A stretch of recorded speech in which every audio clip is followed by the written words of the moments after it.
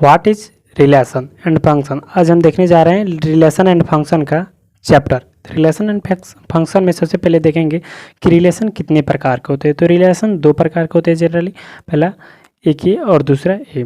तो पहला होता है set A to set B, relation from set A to set B, मतलब इसका हिंदी होता है समुच्चय ए से, इस सेट में समुच्चय ए से समुच्चय बी का संबंध, रिलेशन में संबंध। और इसका होता है समुच्चय बी का संबंध। सेट में समुच्चय होता है, रिलेशन में संबंध ए, समुच्चय ए का संबंध। तो देखिए कैसे निकलता है। तो पहले यहाँ पे लिखेंगे relation from set A to set B, समुच्चय ए से समुच्चय बी का संबंध। समुच्चय ए से समुच्चय बी का संबंध इसका हिंदी होता है। तो जैसे यहाँ पे हम लिखे आर और यहाँ पे हम लिखते हैं सबसेट ए इंटू बी, तो हमारा क्या हो गया, समुच्चय ए से समुच्चय बी का संबंध। रिलेशन इसका सबसेट होता है इतना, समुच्चय ए से समुच्चय बी का संबंध। तो इसी तरह इसका हम एक एग्जाम्पल देते हैं। एग्जाम्पल में यहाँ पे लिखे हम ए बी, जैसे यहाँ पे ए बी लिखे और यहाँ पे हम लिखे बी देकर एक्स वाई जेड, यहाँ पे एक्स वाई जेड लिखे। तो जैसे हम ए मल्टीप्लाई बी करते हैं, ए मल्टीप्लाई बी करते हैं तो ए में बी से मल्टीप्लाई होगा। तो यहाँ पे ए का मान लिखेंगे ए कोमा बी और बी का मान लिखेंगे, हमें मल्टीप्लाई करना है तो मल्टीप्लाई लिख दिए x y z, x y z इस तरह लिख देंगे। अब इस पूरे ए से इसमें मल्टीप्लाई होगा, अब पूरे बी से इसमें होगा। तो ए से इसमें किए तो ये हो जाएगा जैसे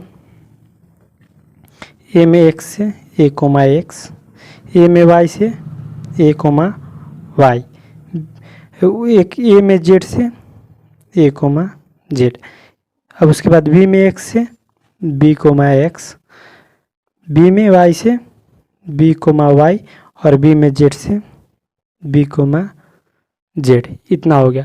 उसके बाद हम क्या करेंगे जनरली, अब हम करेंगे जैसे इसका ये आंसर हो गया। अब जैसे हम थोड़ा सा और समझ लेते हैं कि इम्पटी रिलेशन क्या होता है उसके बारे में। और एक होता है इम्पटी रिलेशन के बाद जैसे यूनिवर्सल रिलेशन। तो इम्पटी रिलेशन होता है जैसे आर यहाँ पे लिख दिए, ई रिक्त स्थान है, इसमें कुछ भी नहीं लिखे, तो ये हमारा क्या हो गया, इसे आप बोलिएगा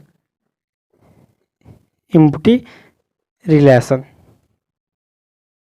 इसे बोलिएगा इम्पटी रिलेशन। अब जैसे यहाँ पे हम लिख दिए कि R2, इसे R1 माने, R2 में लिखिए कि एक्स ए कोमा एक्स, ए कोमा एक्स, ये हमारा क्या हो गया, यूनिवर्सल रिलेशन। देखिए इसके बीच में कुछ ना कुछ है, तो यूनिवर्सल रिलेशन, यूनिवर्सल रिलेशन कहते हैं। अब आइए कुछ और, जैसे कार्तीय क्रमित युग्म, ऑर्डर पेयर, ये सब क्या होता है इसके बारे में जान लें। तो यहाँ पे हम सबसे पहले जैसे यहाँ पे हम लिख रहे हैं कि ऑर्डर पेयर,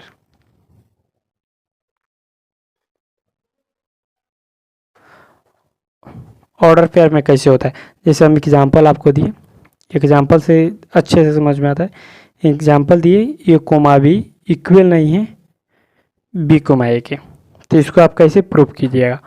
तो हम क्रमित युग्म से यहाँ पे ऑर्डर पेयर, यहाँ इसका होता है क्रमित युग्म, क्रमित युग्म इसका होता है हिंदी। तो इसे हम कैसे प्रूफ करेंगे, सबसे पहले